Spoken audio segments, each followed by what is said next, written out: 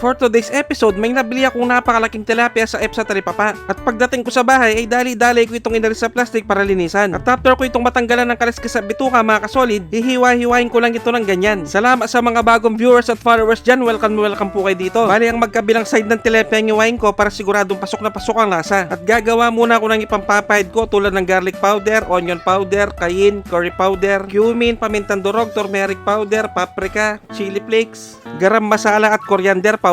Sobrang dami nang nilagay kong herbs and spices, di ba? Galing sa baryo, natural yan. At lalagyan ko lang ito ng mantika, halu-haluin. At nagpapashoutout nga rin pala sila Angela Castro, Arts Asdilio, Ana Locastro at si Marvin Adjola ng Barangay Kutkut, Angeles City, Pampanga. Maraming salamat po sa panonood. At after kong ugasan yung tilapia mga kasolid, start ko ng pahiran doon sa ginawa ko napakasolid na herbs and spices. At siguradong bihira lang sa inyo nakatikim nito, kaya itry nyo na, siguradong napakasarap mga kasolid. At shoutout nga rin pala sa Armes family ng Barangay Sapang Bato, Angeles City, Pampanga. Maraming salamat po. Bale, imamarinid ko pala ng nasa 30 minutes to mga kasolid. Babalikan ko kayo mamaya. At pagkalipas ng nasa kalahating oras, nagready na ako ng napakainit na mantika. Start na tayo magprito. At pagkalipas ng ilang minuto, luto na yung isang side. Babaliktarin ko naman to para maluto naman yung kabilang side. Sobrang napakadali lang ng recipe na to, pero siguradong napakasarap. At dahil luto na ang aking pinritong giant tilapia, syempre dito na tayo sa pinaka-exciting part, ang tikiman time. Yun no? Kain po tayo mga kasolid. Ihipang ko muna, baka mapaso ako.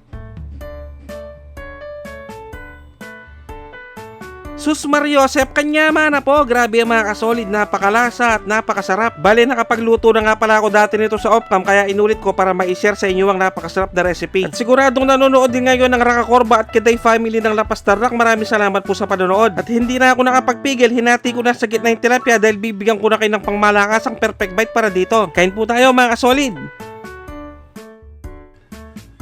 Taksya po, nakalasa ng kalasa. At kung siyempong hating gabi nyo naman napanood to mga kasolid, mag-automatic pansit kanto na lang kayo mga bossing, dapat yung spicy ha. At sa mga nagtatanong pala kung saan napupunta yung mga pagkain pagkatapos ko mag-vlog, ito po ang mga salarin. Sila po ang mga tirador sa off-cam. At siguradong umabot na kayo sa part ng bidyong to mga kasolid, pwedeng paki-comment naman kung tagasan ka para malaman ko kung saan narating ang bidyong to. Maraming salamat. At nagpapa-shoutout nga rin pala si Jolly Frias ng Bayambang Pangasinan at si Bob Lester ng Canada. At shoutout nga rin pala sa ating mga bayaning OFW, mag-ingat po kayo lahat dyan. At siguradong nanonood din ngayon si Michael Vincent Roteraso Nieva ng Regay Camarines Sur. Siguro hanggang dito na lang muna ng episode na to dahil kakain pa ako sa off-cam, baka maubusan ako. Maraming salamat sa mga walang sawang sumusuporta at sumusubaybay sa aking mga video. At sa mga walang sawang nagsishare, maraming salamat, napakasolid nyo. Sobrang na-appreciate ko kayong lahat. At tingnan nyo naman ang ginawa nila sa walang kalaban-laban na tilapia. Siguradong tinik na lang talaga ang matitira dito. At siguradong lulutuin niya ni Christian Gin Bawaan ng Escalante Negros Occidental. Magkita-kita ulit tayo next episode. Magluto na kayo ng ganitong klaseng napakasarap na recipe sa tilapia. Maraming salamat sa panonood. Basta Kapampangan, manyaman!